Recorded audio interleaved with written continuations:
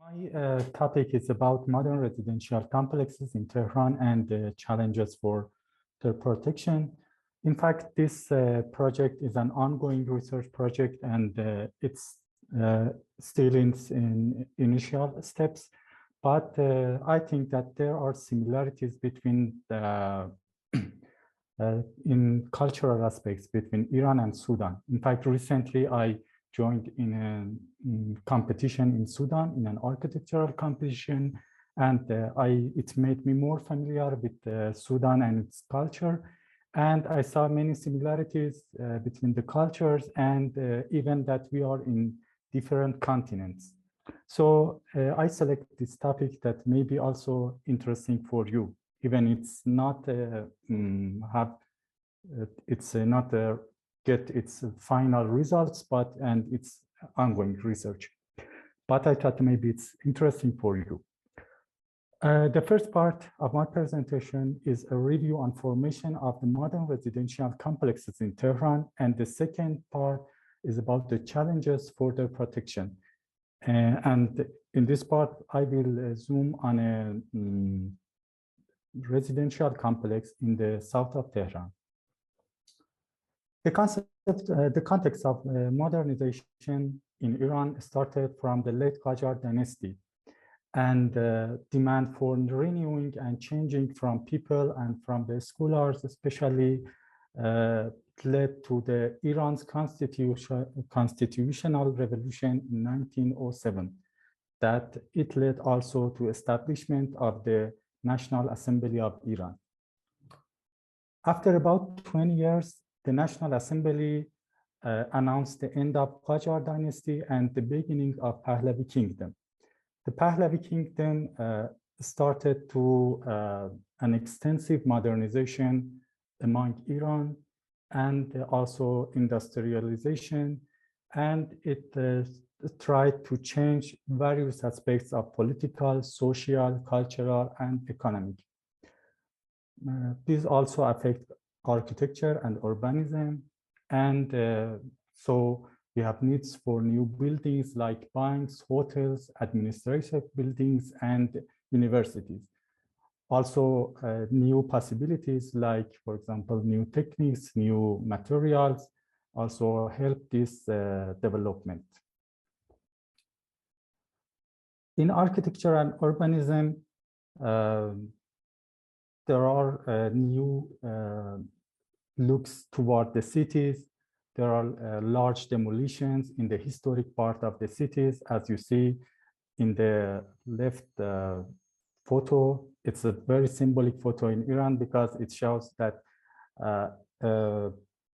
traditional building, it's the entrance of a palace that's destroyed, and at the background there is a modern complex that is rising, and it's an administrative building. And very close to this building, now you can see the street about 20 years after these demolitions. Through these needs and through these developments, there were migrations from people from villages and smaller towns to big cities, especially Tehran as the capital, because most of the industries and factories and also most of the jobs was in Tehran. So there was a lot of migration to Tehran, and it increases rapidly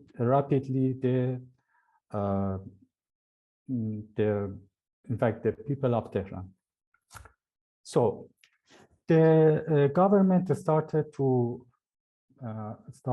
mass housing plans, and the reasons, as we saw in different documents for this project, was the shortage of houses due to mass migrations to Tehran, and increase of working classes in Tehran, but who are living in small houses in appropriated locations, and also economic responses to the housing crisis, making familiar people with the new social life, and response to the development in Tehran, and preventing from land speculation around Tehran.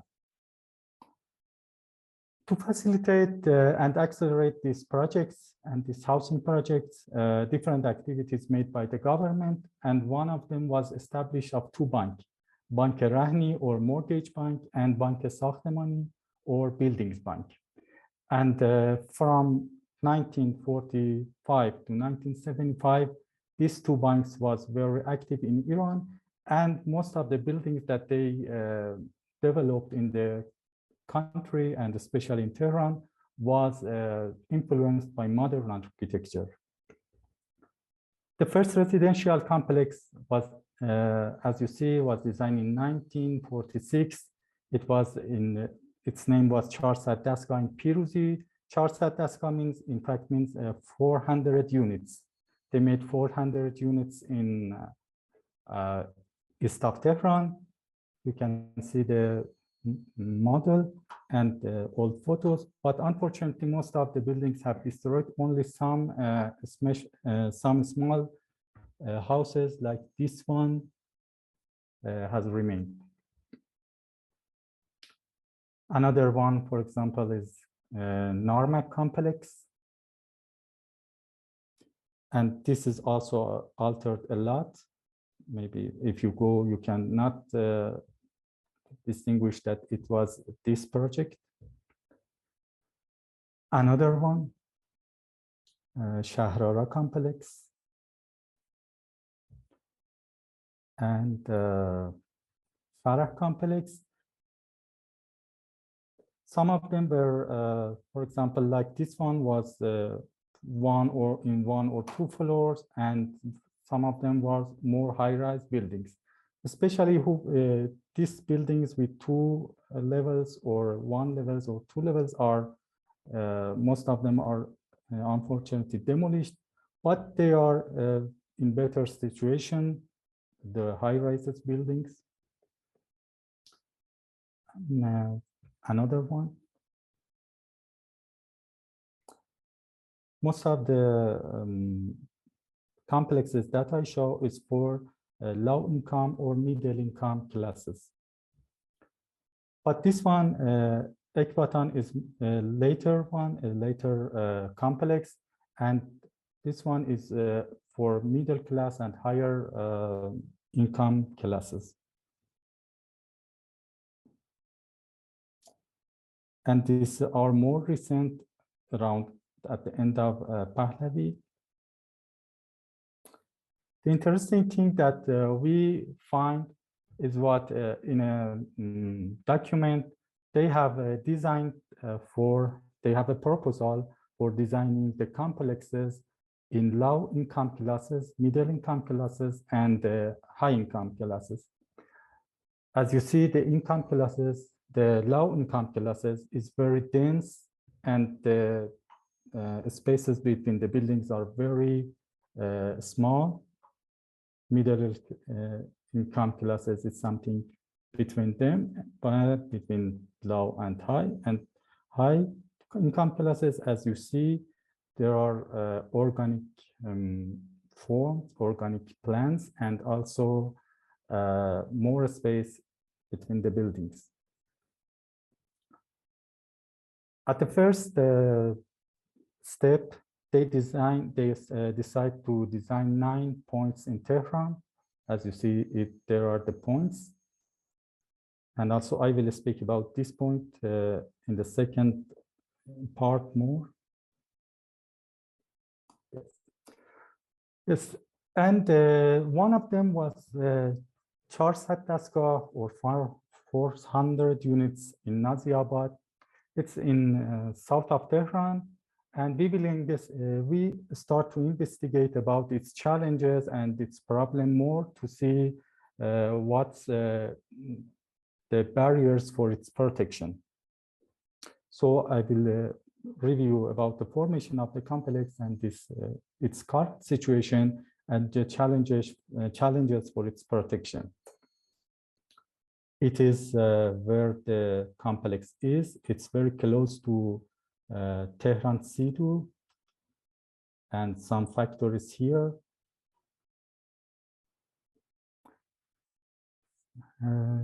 This complex designed and constructed in 1946 to 1962. At first, it was some one-floor buildings, which was aimed to build settlements for slum dwellers, because that was an inappropriate location. But after about 14 of these buildings have been built, then the plan changed, and they decide to build high-rises, more high-rises building that you can see in the photo. They are units. There were 40 units in each block. At the first, also there were pilotis in the ground floor, but then they changed it. Also, this change made some problems in the future of the complex. After the construction of the complex, these units gave to employees of Tehran Silo. As I show, they are very close to it. In fact, the aim of the construction changed, and they gave it to employees of the Tehran Silo, Tehran Customs Department, and Tehran Sugar Factory, and to support them just by paying monthly installments. There were supervision on buying and selling the units at first, and so it led to social interaction and security of the complex.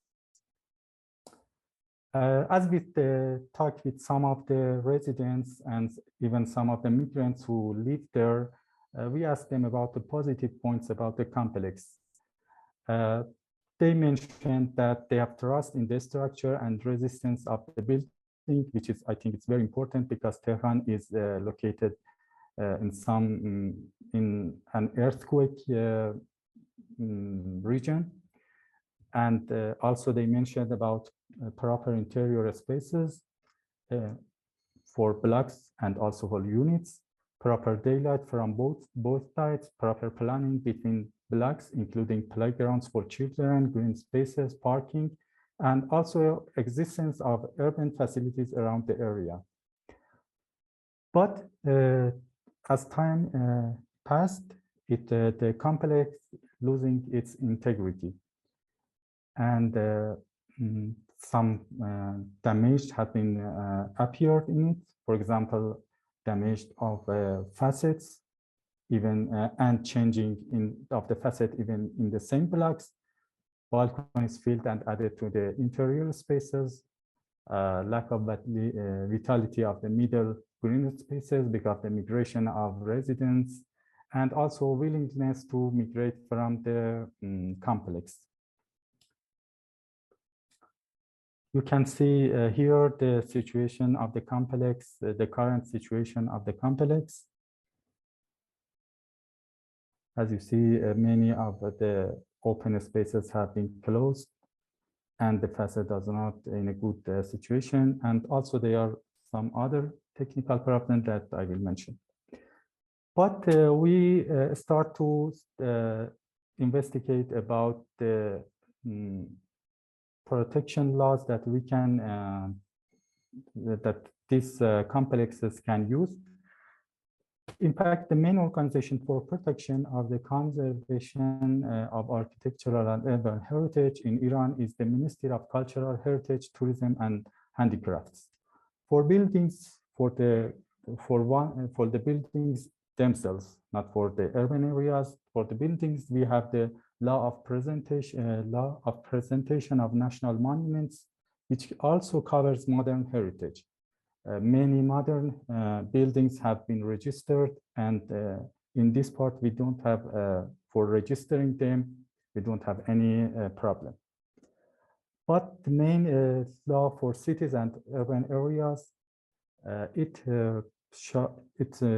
usually define a boundary of historic urban area. For example, here you can see the urban area of Yazd, and then make some formulations for design and construction in them. But usually there are very resistance about this law because many of people and organizations says that this law locked the city. Also, many of people in that areas don't like to be in that area because they cannot build, for example, they cannot build new buildings or increase the levels of their buildings. So, such as you see in this, for example, photo. So, recently, the Assembly passed a new law to support for the people who are living in these areas and to make a transfer development right to them. But as it's not completed yet, it has not. It's not very useful now. But the problem is that these two laws, even that they have their own challenges, but they also are for historic areas, and they can't be used for modern areas. And even while they have used for two other areas, such as you can see in the photos, and also for its Narmak urban area, and also for the Charsad-Daska in Piruzi, as you see, it was the first complex. They use these laws for these complexes, but it was an unsuccessful experience. So they stopped to use for other complexes. Another problem is the permits that given to this to changing these buildings by municipality. As you can see, they can easily fill their balconies, and they can change, for example, their buildings, their facades, even if it's not in accordance with other units or other blocks. So it will leading to loss of the integrity of the complex, and so losing its significance and alteration, and then even demolition. Another problem is lack of expertise and experience. There is a lack of sufficient knowledge about the structure, material, construction techniques of this era. In fact, in general, we have experience about historic buildings and their conservation. But about modern architecture, its materials and in its techniques, we are still, I think, in the first steps. I put it's the University of Tehran campus. It's a modern complex, but there are also, for example, different modern buildings in there, and also modern different conservation projects. But unfortunately, many of them are not in a good way. It have not been done in a good way. For example, this one, as the club of the University of Tehran, it changed a lot just because the material and the facade does not look like the previous facade. Also, many of these complexes, especially in the low-com classes, there is not an integrated look to the complex. As you see, for example, this photo, every part of the complex is using its own, for example, color or own materials as they want. And also from the inhabitants' perspective, we asked them about why, if they are if they are want to migrate from here, why they are unsatisfied with the place. So the reasons was, for example, being old. I think they're using the word old means obsolescence, but all of them use the word old because it is old. We want to live here. And also many of them said about the lack of enough spaces by growing older, by growing the children or increasing the number of children, and also physical problems like lack of elevators, problems in piping. It was the most problem in the building, and the damage of the facade. Sorry, Nadri, but yeah, can you speak? Yeah. Thanks. Okay. This is the last one. A summary of challenges: lack of incompatibility of conservation legislations, failed or unsuccessful experiences, step-by-step of changes, and lack of integrative look, and lack of expertise, and new residents' needs. Okay, and at the end, I wanted to say that it's the modern heritage is an increasing awareness in increasing topic in Iran, and these problems and unsuccessful experiences is the result of this this tendency to protect this heritage. Thank you very much for your attention.